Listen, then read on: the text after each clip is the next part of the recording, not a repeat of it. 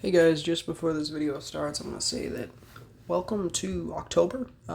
We're doing horror stories every day in October, and I do want to apologize that there's not one more music track in this video. It's going to be the same thing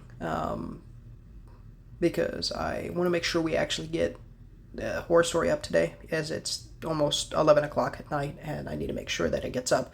So I just want to be quick and easy. That's why I chose this story, so that I can, it's somewhat quick and would be much longer if I had more space and stuff, and I could be better with it, but this is just what I wanted to do. So I hope you guys enjoy this story. There are 7 other parts on the channel, so I would, if you're new to this kind of thing, go watch those parts. They're fantastic as well. And yeah, thank you guys, and God bless y'all. Of course, repent, trust in Christ, and I'll see you in the next one. Yeah, God bless. Day 24, Part 3. As we pulled into the parking lot of Dick's Sporting Goods, my heart sank into my stomach with the sight of the condition of the building. A colossal hole into the building stood where the front entrance had once been. One corner of the building had completely collapsed, leaving bricks and rubble littering the ground. The building looked like it had been hit by a missile. Through the gaping hole in the building, I could see faintly that a few of the racks and shelves still stood in it. A few of the lights were flickering vigorously, but still on. I sat staring into the building when my wife, like the conscience in my own head, spoke the words that I was thinking. "Do you think that's even worth it?" Just as she said this, I saw a massive shadow move in the flicker of the lights, followed by a roar so loud the van shook. Izzy began to cry, and Addie yelled from the back seat, "Mommy, I don't like that moo-moo." The behemoth crashed through another part of the front of the store, causing the rest of the standing building to collapse down behind it. The beast was immense, 4 hooves, the size of Volkswagens attached to muscular, smooth-skinned, giant redwood-sized legs. It stood nearly as tall as the building itself, its skin dark gray, almost black, and its back was covered in rows of razor-sharp spines. Much larger, but very similar to those on the lurkers. It did look vaguely like a bull in body shape, which is why I assumed that the 2-year-old thought it was a cow. A thick and muscular neck held up the massive nightmare I would call its head. Spiked mandibles, like those from the spiders, surrounded a huge gaping maw filled with rows of teeth, each the length of my leg, and just as thick. Just above its mouth were 4 vertical slits, which again I assumed were the equivalent of nostrils. Its enormous eyes that looked almost insectile stared at us in our vehicle. It had 3 long slits that ran the length of its neck, and with each roar would fill the air with the purple fog. Huge horns curled like a ram sprouted from the sides of its head just above its eyes, gnarled and twisted and covered in a texture resembling the bark on a tree. The behemoth lowered its head just in front of our van and roared again, causing the very glass in the windows to shake and crack. "Oh my gosh," I yelled as I mashed the gas pedal to the floor, and with tires squealing, the van took off. Since the giant beast had been so close, we first drove under its head and between its 2 front legs before turning and speeding off away from the building. With a grace I wouldn't expect from a creature so big, it turned and gave chase. Grace and I panicked and began yelling back and forth at each other in terror. "Frick, it's chasing us," she started. "I know. How fast is it?" "I don't know, just floor it." I mean, is it gaining on us?" I said as I began to weave around abandoned cars, trying to get in the road and back out of town. "Yes. Can you go any faster? What do we do?" "I have the pedal on the floor. This van can't just plow through all these cars." The giant creature followed closely behind us, trampling through cars as it ran. As I got closer, it lowered its head and rammed into the back of the van, crushing the back hatch and sending sparks flying as the back end made contact with the pavement. "Mommy, I'm scared," Addie said through tears from the back. "I know, Addie, it's gonna be okay. Trevin, what do we do?" A million scenarios flooded my mind, yet none of them seemed like they would be effective. Suddenly, I remembered the other guns we had gotten from the gun shop. Given the size of the beast, I didn't think any short of a nuke was going to kill it, but maybe I could cause it to slow down so we could get away. Climbing the back and grabbed the 2 big guns and the ammo for them, I yelled, trying to sound as confident in my plan as I could. "Load the shotgun, then we were going to have to switch places, and I'm going to try and shoot it from the outside of the side windows." By this time, we had made it onto the main road, which meant fewer cars in the middle of the road and we could pick up speed better. The beast lowered its head and nudged the back of the van again, crushing the hatch in a little further. "Which one is the shotgun?" Grace yelled at me, scrambling over the center console to the back of the van.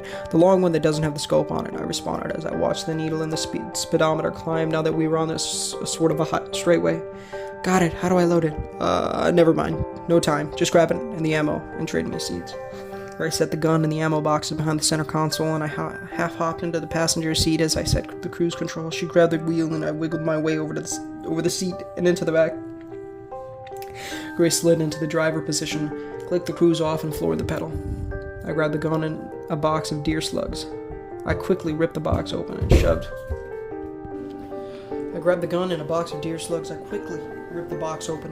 Two into the loading tube. I unhooked Izzy's car seat and slid into the passenger seat, sliding the side door open. The Colossus let out another roar and began to lower its head. I braced myself between the door jamb and the chair, pumped a shotgun to load a shell, and tried my best to take aim at the beast's eye from a bouncing and moving vehicle. I pulled the trigger as we hit a bump, and my first shot missed, hitting the creature's horn. The impact from the slug caused the creature's head to jerk slightly in the direction of the impacted horn, but didn't slow the beast. I pumped again and fired a second time. The shot made contact with the center of the mass of the creature's head. I saw a small spurt of purplish blood as the bullet hit, and the beast slowed, but only for a second. I reached down and tore the box of double-aught buckshot cartridges open and loaded one, following it with another slug. I pumped the shotgun, loading the slug first, and leaned out the open door again. My next shot missed the eye again, but hit just above its mouth next to the slits on its face. I saw the purplish blood spray as the slug made contact. Again, the behemoth slowed, but only for a second. Although it only slowed for a second each time, it still gave us a second to slightly pull ahead. "Crap!" Grace yelled just before the van hit a big bump, and I saw a spider creature fly, tumbling from underneath the back of the van. The engine of the van was roaring as Grace was trying to keep the van going as fast as possible, yet keep it on the road and avoid various obstacles. I pumped the shotgun again, loading the buckshot into the chamber. The beast roared just as I fired. The large balls of the double-aught finally hit my target, and as they pierced the beast's eye, it lowered its head in what I assumed was pain. As its head came toward the ground while it continued to run after us, its horns caught the pavement and caused it to tumble over in a sort of clumsy somersault. As we sped away from the behemoth and toward the outskirts of town, it stood back up and let out one final roar after us as it watched us drive away. I gathered the shells and put the gun and shells back in the back of the van. After closing the sliding door, I moved Izzy's car seat back to her base and kissing her on her forehead before turning and doing the same to Addie. Addie responded to my kiss by saying, with tears in her eyes, "I want to watch a movie." My nerves rattled. I just smiled and told her, "Okay," before climbing into the passenger seat. As we got on the interstate, just outside of town, Grace slowed the vehicle down to a more manageable speed given the limited visibility, and we looked at each other with shock in our eyes. I put a random movie in the player for Addie and Grace, and I sat in silence. Grace and I sat in silence, both of us visibly shaking from the tense situation we had just narrowly escaped. "We need somewhere to sleep. From the looks of it, a new vehicle," Grace said, finally breaking the silence and gesturing to the crushed back hatch and damage to the windshield. "Agreed. Place to stay first, then we'll worry about a new vehicle," I responded. "Hey, you remember that old farmhouse just off the interstate you always point to? What do you say we give that a shot? It seems far enough from town to be left alone, is what I'm guessing. Plus, it's kind of close to the interstate, so if we need to bug out quickly, the option is there." "Okay. It should be up here on the right in a couple miles. I always point to it, but I'm not quite sure how to actually get to it," she said. "I'm sure we can figure it out, but I think that's going to be a pretty safe bet as far as our options go," I replied, looking out the side window into the fog. As we got further out of the town, the fog was still there, but it seemed to be much less dense, and it made me realize that it was all coming from the creatures.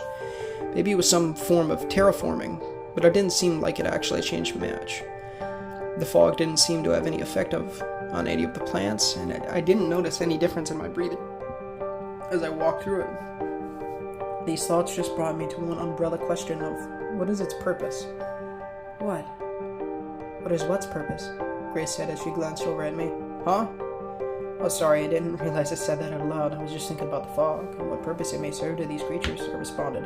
The bigger beasts seem to release it into the air, but I can't figure out why or what it does for them. If anything, I guess. Okay, she said as she turned off the interstate at the only off-ramp in the vicinity of the farmhouse. We're gonna need to try and test a few back roads until we can figure out which one leads to the house. I nodded. We tried a few roads and had to backtrack a few times, being able to see the house in the distance, but not being able to drive up to it. We finally found the right road and made our way to the driveway of the house. We both sat in the car, staring out the window, moving our eyes from the house to the nearby barn, and to the machine shed and back. Finally took the time to load the Desert Eagle, and without a word, Grace took the other gun, and we both got out of the van. We left it running and both crept to the house. Grace stood by the door as I entered first. Once I got into the room, she followed. After a final vision sweep of the yard, we both took different floors and searched. I took the second floor, and Grace took the ground level and the attached two-door garage. Woohoo! Grace called out, and I ran downstairs to see what had happened. I found Grace standing in the doorway to the garage. One vehicle was missing from the garage, but the one remaining was a big GMC Denali SUV. I couldn't find anyone or any creatures upstairs, I said as we both looked at the vehicle. Me either, Grace replied. Well, it looks like we got lucky and fixed both of our problems with one stop, I said, motioning to the vehicle. Yeah, thank God. It's been a really long and crazy day. Let's go grab the girls and Bodhi and get settled for the night. I'm tired, she said. Good idea, I responded as we both turned and made our way back out to the van. We collected the kids and the dog and went inside. The cupboards still had plenty of food in them and nothing really seemed out of place. This made me wonder if someone would be coming back to the house. However, as the day concluded and the darkness of night grew near, nobody came. We made a trip or two back out to the van to grab random amenities. In the morning, I would search the barn and the machine shed, but for tonight, we would make use of the kitchen to cook and eat a decent meal. And we all gathered in the master bedroom on the second floor, cuddled together in one big pile, and with guns loaded next to the bed, we all fell asleep.